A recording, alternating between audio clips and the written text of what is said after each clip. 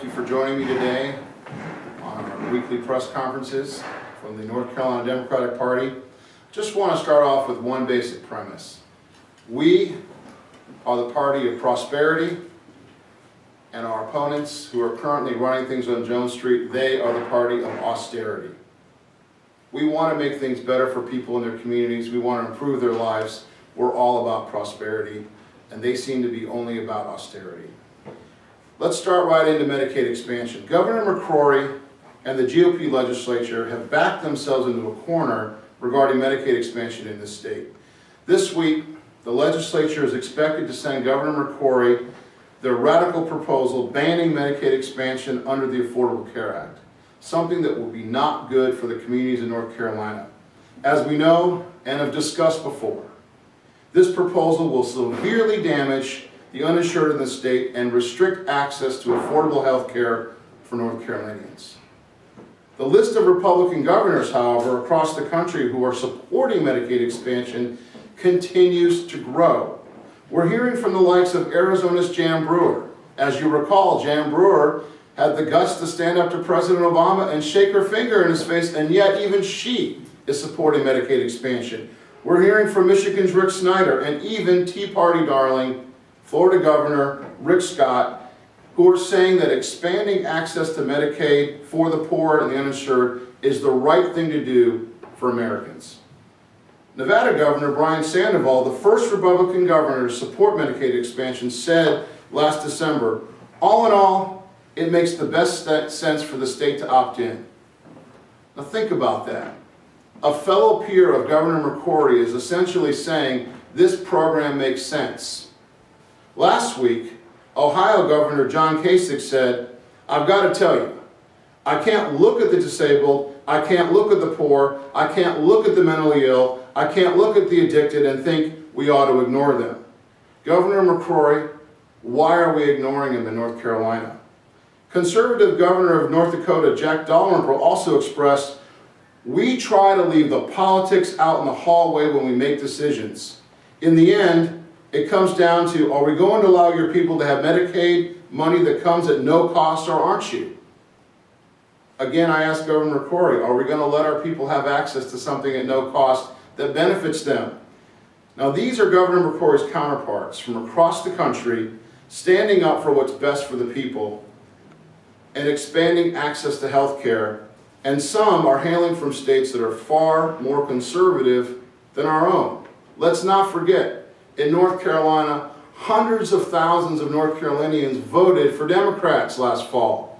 And yet, due to gerrymandering, we're stuck with the legislature we have in Raleigh and with the congressional delegation we have in D.C. Our ideas are the ideas that people endorsed last fall. But due to the chicanery of gerrymandering, and again, I'm not pointing fingers because we've done the same, they have put themselves in a position to pick the voter instead of the voter picking them. And you can see right now what effect that has. I ask our governor of this state to stand up to this reactionary legislature and veto this bill. He needs to tell the people in North Carolina that he's on their side when he ran as a moderate, and not be on the side of a Tea Party-backed reactionary legislature that's essentially using old ideas and ideology to drive what we're doing in North Carolina. Now, even in Virginia, we're seeing Democrats and Republicans working together on a compromise to expand Medicaid and health care access in the state without rejecting the funds out and all. They're doing the business of the people and working toward a compromise. Now, instead, North Carolina Republicans are just saying no for no good reason. I asked them to say no as in K-N-O-W and learn more about it. I think they should learn about the issue before they reject it outright. This is about putting the people, you, above politics. This is about what's doing right as opposed to political grandstanding. So I call on our governor to man up and stand up for the hardworking, tax-paying North Carolinians and veto this legislation. And it's time that hardworking North Carolinians and uninsured citizens caught a break from this governor and this GOP legislature. It's time that they did the right thing. Look, If I was them, I would dial 911 because they're getting robbed blind up there. And our governor should dial 411 for more information on this bill, because obviously they don't know enough when at least 10 of his peers from across the country are going ahead with this, and understand that it's best to put people above politics and partisanship. Now, on to the sequester, which is another issue that's going to be coming down the pike. Last week, the General Assembly Republicans had the opportunity to join with Democratic legislators who sent a letter to our congressional delegation asking them to work toward a balanced compromise to avoid the looming sequester cuts. House Republicans continue to steer us toward a direction that's going to hinder our economy and make sure that North Carolina doesn't grow at the rate that it ought to. Now, it's interesting that Speaker Tillis has chosen this week as his so-called Education Week. If Republicans allow the sequester to hit North Carolina, we will lose approximately $25.4 million in funding for primary and secondary education. Again, we will lose approximately $25.4 million that would go to your children. Those cuts would put approximately 350 teachers and aides at risk, and approximately 80 fewer schools would receive funding.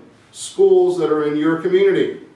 North Carolina will lose approximately $16.8 million in funds for about 200 teachers, aides, and staff who help children with disabilities.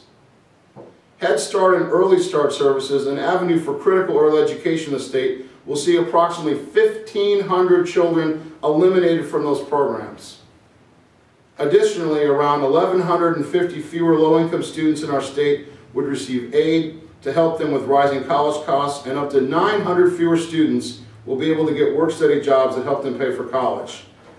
It's time for Republicans to join with Democrats for a balanced approach and stop the looming sequester and get our financial house in order. Thank you very much. We're open for questions.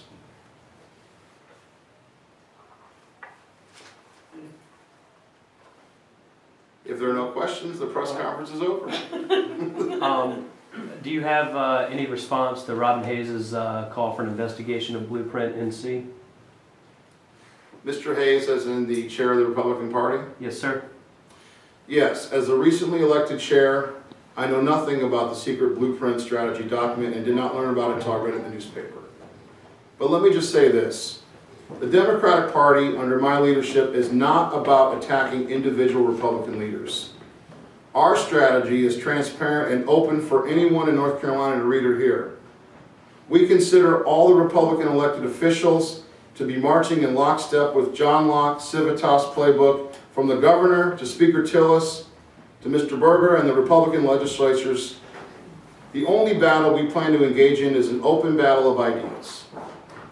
My view is that our Tea Party Republican opponents are proposing policies that only benefit the rich and the corporations while burdening the middle class and the working class of the state, who we need to lift up and support and restore prosperity in North Carolina.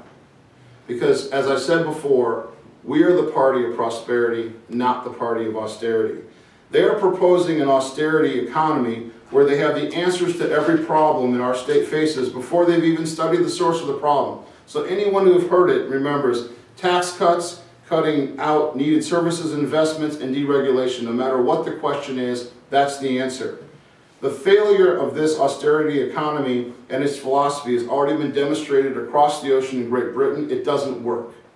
So, to be perfectly clear, A, I knew nothing about it. I'm the recently elected chair. B, we're open to the battle of ideas, and you'll see the Democratic Party hold them accountable for what they're doing on Jones Street, because what they're doing is not good for the state of North Carolina. So do you specifically say that the strategies outlined in that document are not strategies the Democratic Party is going to pursue? I never saw it, so I don't know. The first I became aware of it was when it was in the newspaper, and our strategies are pretty obvious. We're here every Monday talking about what's good for North Carolina. And I think it's pretty transparent. We want to have the battle of ideas. Let's get out there with the battle of ideas. Right now, we see what their ideas are. They're running their legislative program. And I can tell you right now that most North Carolinians don't like it. Thanks, guys. Thank you very much.